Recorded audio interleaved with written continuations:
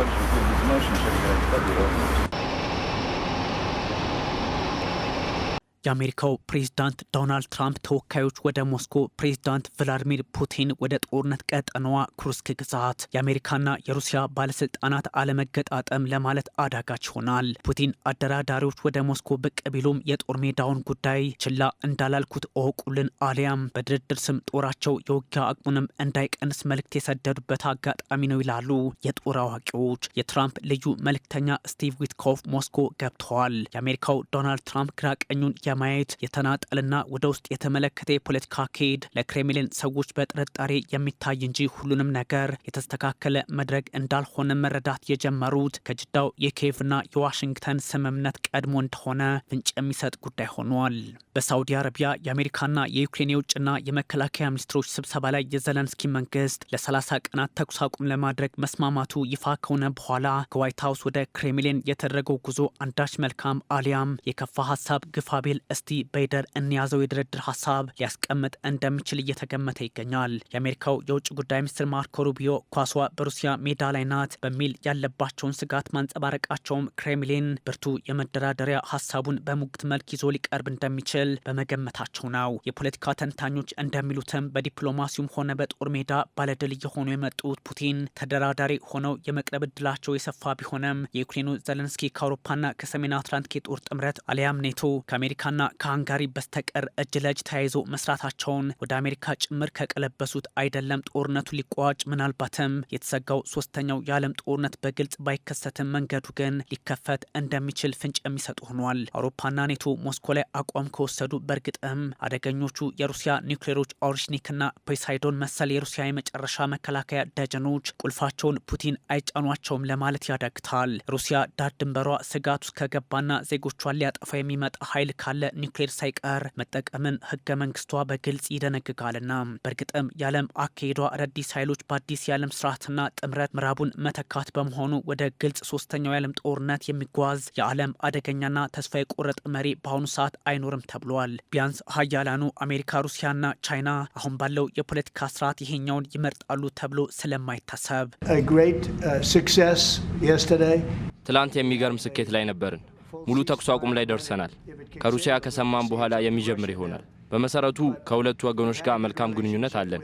አሁን በምንነጋገርበት ሰዓት ሰዎች ወደ ሩሲያ ሄደዋል። ከራሽያ በኩል ተኩስ አቁም እንደሚኖር ተስፋ አለኝ።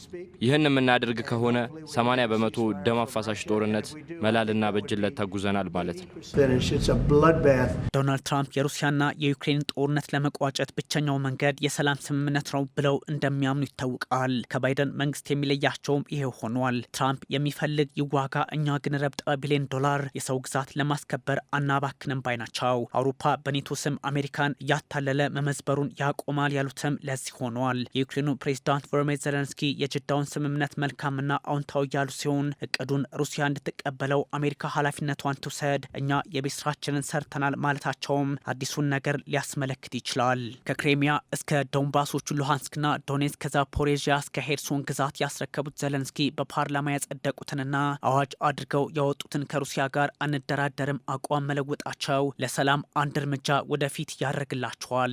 Я налаштований дуже серйозно. Для мене це важливо закінчити. በተኩስ አቁሙ ዙሪያ እኔ ከልቤ ነው አቋሜ። ጦርነቱን ለመቋጨት ይህ እጅግ ወሳኝ ነው። የአሜሪካው ፕሬዝዳንት እንዲያዩትም እንፈልጋለሁ። አሜሪካውያን እንዲያዩትና ጉዳዩ እንዲሰማቸውም እንፈልጋለን። ሩሲያ ጦርነቱን እንድታቆም አውሮፓውያንና ሁሉም አጋሮች የተቻላቸውን ሁሉ እንዲያደርጉ እሻለሁ። በአሜሪካ በኩል እቅዱ በተቀመጠው መሰረት ለ30 ቀናት ተኩስ አቁም ዝግጁ ነን። У тому форматі, який нам запропонувала американська сторона. ክሬምሊን 20 በመቶ የዩክሬንን ግዛት ከመያዙን ባሻገር በፑቲንና በትራምፕ መካከል በስልክ ውይይት ከሰሞኑ ጠብቁ ብሏል። የዋይት ሀውስ ፕሬስ ሴክሬታሪያት ካሮላይን ሌቪት ሩሲያ ይህንን እቅድ እንድትፈርም እናሳስባለን ያሉ ሲሆን በዚህ ጦርነት ወደ ሰላም በሆኑ መንገዶች እዚህ ላይ የደረስነው በዚህ ድርድር ልክ ነው ማለታቸው በእርግጥም ያለውን ስጋትና ተስፋ የሚጠቁም ያደርገዋል። የክሬምሊን ቃል አቀባይ ዲሚትሪ ፔስኮቭ ዝርዝር ጉዳዮች በቀናት ውስጥ የሞስኮን ፍላጎት ባገናዘበ መልኩ በተለያዩ መንገዶች የሩሲያን አቋም አቋም እንደሚያንጸባርቁ በመደበኛ ጋዜጣዊ መግለጫቸው ላይ አጽንኦት ሰጥተውበታል። ትራምፕ በዋይት ሀውስ በተደጋጋሚ በሚሰጡት ሀሳባቸው የተኩስ አቁም ስምምነት ለሩሲያ አዎንታዊ ትርጉም እንዳለው ፍንጭ የሰጡ ሲሆን ያው ለሩሲያም አስቸጋሪ ነገሮች ሊኖሩበት እንደሚችሉም አስገንዝበዋል። በእርግጥ ትራምፕ በጥልቀት ዝርዝር ጉዳዮችን ለመናገር ቀድመውንም አልደፈሩም። ውስብስብ የፖለቲካና የግዛት ጥያቄዎችን ፈተነዋል የሚሉት ትራምፕ ስለ ግዛትና ተያያዥ ጉዳዮችም ተነጋግረናል ባይ ናቸው። በእርግጥ ከፑቲን ጋር እስከምን በጉዳዩ ላይ ተነጋገሩ የሚለው እንዳለ ሆኖ ትራምፕ ሩሲያ ላይ ጫና ለመፍጠር ፋይናንስ ነክ ጉዳዮችን ግምት ውስጥ እንደሚያስገቡም ያስገነዘቡ ይገኛል። ለዚህም ነው የሩሲያ ፖለቲከኞች ነገሩን ቆም ብለው ለማሰብ የተገደዱትም።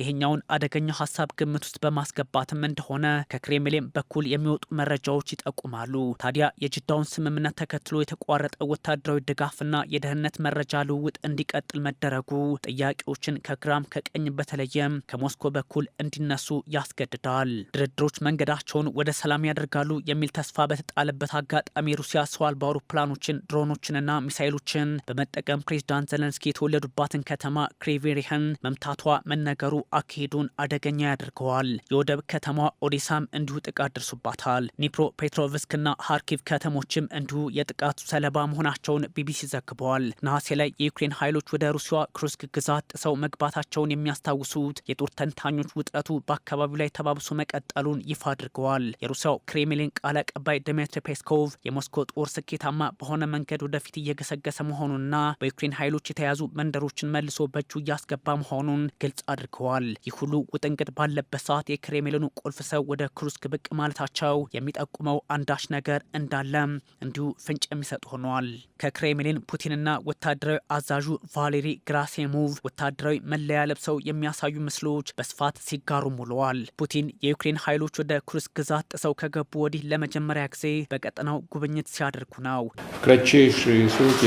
окончательно разгромить противника. በእርግጥ ስራችን በቅርብ ጊዜ ውስጥ እጅግ በአጭር ጊዜ ውስጥ ይሆናል። በክሩስክ ክልል ጥሶ የገባውን የጠላት ኃይል ለማንበርከክ እናም በአሁኑ ሰዓት እዚህ ወታደራዊ ዘመቻ የተደረገ ነው። የክሩስክ ግዛት ሙሉ ለሙሉ ነጻ ለማውጣት ሁኔታዎችን በድንበር አካባቢ በመመለሱ ማለት ነው። በግዛቷ ድንበር ላይ የደህንነት ዞን ስለሚፈጠርበትም ሁኔታ እንድታስቡበት ጠይቃለሁ። подумать ሙሉ በሙሉ የክሩስክ ግዛት በቅርቡ ነጻ ትወጣለች ብለዋል ፕሬዝዳንት ቭላድሚር ፑቲን። ታዲያ ጦራቸውም ግዛቷን ነጻ እንዲያደርጉም ወታደራዊ ትዕዛዝ ጭምር ሰጥተዋል ፕሬዝዳንት ቭላድሚር ፑቲን። በሌላ በኩል የዩክሬኑ ጦር መሪ አሌክሳንደር ስልስኪ ወታደሮች ከክሩስክ ለቀው እየወጡ ናቸው ማለታቸው ጉዳዩን እያወሳሰበው እንደሚሄድ ፍንጭ የሚሰጠውም ያደርጋል። ስልስኪ የሚሉት በዚህ አደገኛ ሁኔታ ውስጥ ቅድሚያ የምሰጠው የወታደሮችን ሕይወት ማዳን ነው። ይህ ደግሞ የሚሰጠው ትርጓሜ አለ ብለዋል። በእርግጥም የፑቲን ኃይሎች በክሩስክ ግዛት አብዛኛውን ቀጠና እየተቆጣጠሩ መሄዳቸውን በግልጽ የሚያሳይ አድርገዋል። ፑቲን ከጦሩ ሪፖርቶቹን አድምጠዋል። ጦሩንም ለመስዋዕትነቱ አመስግነዋል። ሞስኮ ከስጋት ነጻ ቀጠናን በዚህ አካባቢ ትፈጥራለችም ብለዋል። የሩሲያ ጦር ላለፉት 5 ቀናት 259 ስኩዌር ኪሎ ሜትር ቦታን በ24 ከተሞችና መንደሮች አካሏልም ብለዋል። ጀነራል ጌራሲሞቭ የዩክሬን ጦር 67 ሺህ ወታደሮቹን አጥተዋል፣ 1100 ስኩዌር ኪሎ ሜትሩን በክሩስክ ግዛት አስመልሰናል፣ ይህም 86 በመቶ ነው ብለዋል። በአሁኑ ሰዓት እየሆነ ያለው ነው። ታዲያ የሩሲያ ጦር ቁልፏን ሱጃ ነጻ ባወጣ ከሰዓታት በኋላ ፑቲን ክሩስክ ብቅ ማለታቸው ውጤቱን ለመረዳት ያቀለዋል። እንደ ሩሲያ መከላከያ ሚኒስቴር መረጃ ኪየቭ 67 ሺህ የሚጠጉ የጦር አባላቷን 391 ታንኮችን፣ 311 የውጊያ ተሽከርካሪዎችን፣ 13 አሜሪካ ሰራሽ ሂማርስ በአንድ ጊዜ በርካታ ሮኬቶች የሚያስወነጭፉ የሚሳይል ስርዓቶችን እንዲሁም በርካታ የጦር መሳሪያዎችን አውድመዋል። ይህ ባለበት ሁኔታ የዋሽንግተን ተደራዳሪዎች ሞስኮ ገብተዋል። በጉዳዩ ላይም ከክሬምሊን ፖለቲከኞች ጋር በጥልቀት ይወያያሉ ተብሎ ይጠበቃል። ዛሬ የሚደረግ ነው።